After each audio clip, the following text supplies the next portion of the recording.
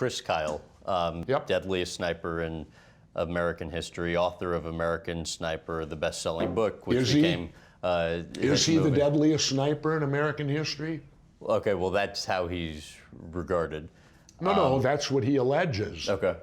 I don't know if he is or not, but he wrote a chapter on me that's a complete fabricated lie. So he, to give that context, said in the book that he punched, somebody at a bar, later said publicly that person was you. What was your reaction when you first heard that? Well, I was in Mexico off the grid, so I couldn't react to it. I heard about it from an email from my son, and I had to contact Alex Jones, my friend in Texas, to defend me. I was out of the country. Timing was perfect on it, wasn't it? Right after I left the country, so I couldn't defend myself. The story is a complete fabricated lie. I did what you're supposed to do. Go to court, put people under oath, and prove it. We proved it. In court, the jury ruled for me, and I haven't made a nickel of this. And the estate of Chris Kyle hasn't paid a cent. Insurance company pays for all of it. So when the media portrays me as going after a widow and her children, that's a lie. I sued Chris Kyle, he died, it automatically goes to his estate then, the lawsuit. She chose to be the executor. She hadn't had to pay a cent, all paid by an insurance company. Was there any communication between when Kyle initially made the public comments and when you filed the lawsuit between the two of you? No, I didn't even know him. My first recollection of Chris Kyle was June of 2012 at the first settlement hearing. What happened there? He had made a statement that if we met together that we could solve the whole thing, so the courts allowed us to meet in a room together one-on-one. And I looked at him and I said, how can you say you hit me? You never hit me. And he said, yes, I did. I turned to the judge. I said, we're done right now.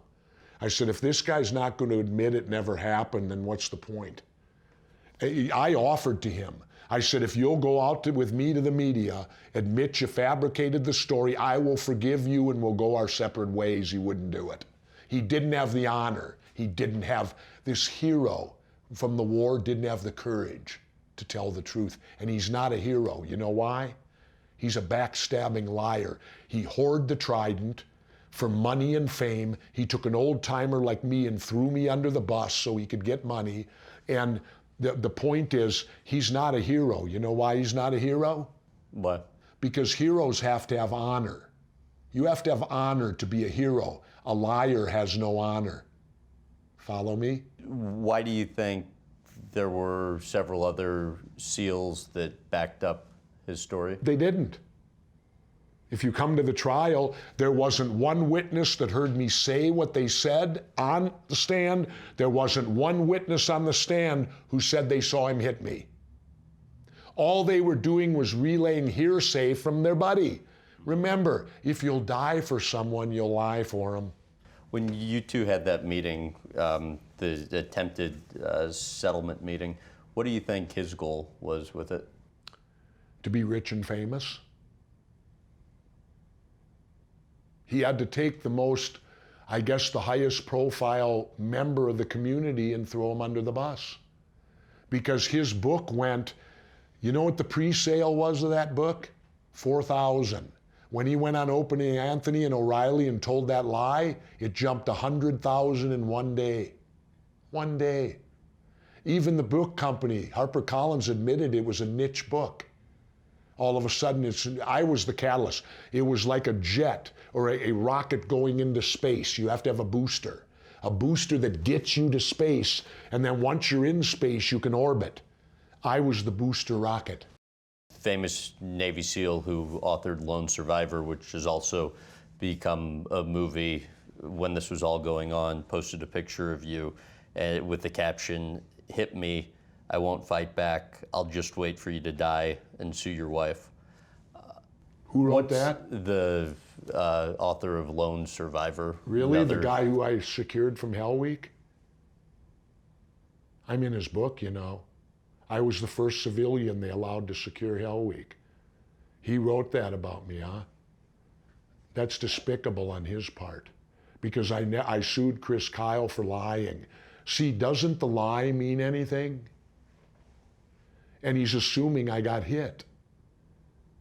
I didn't. Didn't I prove it in court? How much did the backlash get to you? A lot. I don't care to say I'm a SEAL anymore. I won't go to a reunion ever again.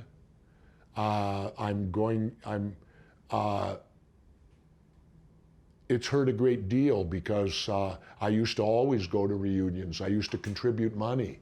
None of that'll all stop now because nobody from the community has come forward to support me, and I'm an innocent victim. And it It would be the equivalent of me throwing a WW2 frogman under the bus. This Iraq guy throws a Vietnam guy under the bus. Really? That's what the guy that wrote Lone Survivor said about me? He should be ashamed of himself.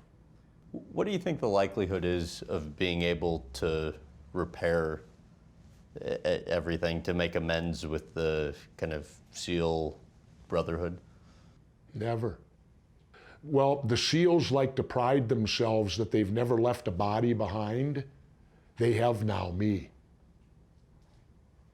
I was left behind now. I'm a POW SEAL who was left behind, and they did nothing to recover me.